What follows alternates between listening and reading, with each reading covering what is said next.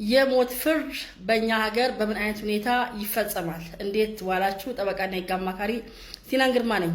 እንግዲህ ከላይ የምትመለከቷትን ህፃን በአምላክ ግርማን በአሰቃቂ ሁኔታ የገደሏትን እናቷንና የእንጀራ አባቷን የፌደራል ከፍተኛ ፍርድ ቤት ድሬዳዋ ምድብ አራተኛ ወንጀል ችሎት የሞት ፍርድ ፈርዶባቸዋል። ነገር ግን በእኛ ሀገር የሞት ፍርድ የሚፈጸመው በምን አይነት ሁኔታ ነው?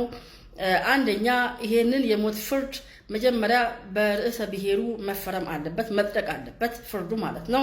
ካልጸደቀ አይፈጸምም ማለት ነው። ሁለተኛ ይህ አፈጻጸም የሞት የግድያ አፈጻጸም ማለት ነው ኢሰብአዊ በሆነ መንገድ በአደባባይ በስቅላት በህዝብ ፊት እንዲፈጸም ህጉ አይፈቅድም፣ አይፈጸምም ማለት ነው። በኢሰብአዊ በሆነ መልኩ አይፈጸምም።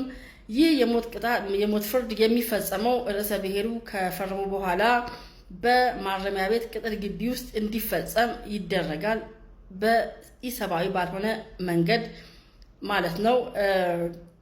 ቤተሰብም ይህንን ከሞቱ በኋላ አስክሬን ከጠየቁ አስክሬን እንዲሰጣቸው ይደረጋል።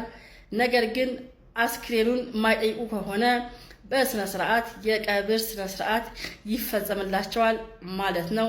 የወንጀል ህግ 117 እንደዛ ይላል። ይህ በእርግጥ ቅንጦት ነው። አመሰግናለሁ። ደህና ደሩ።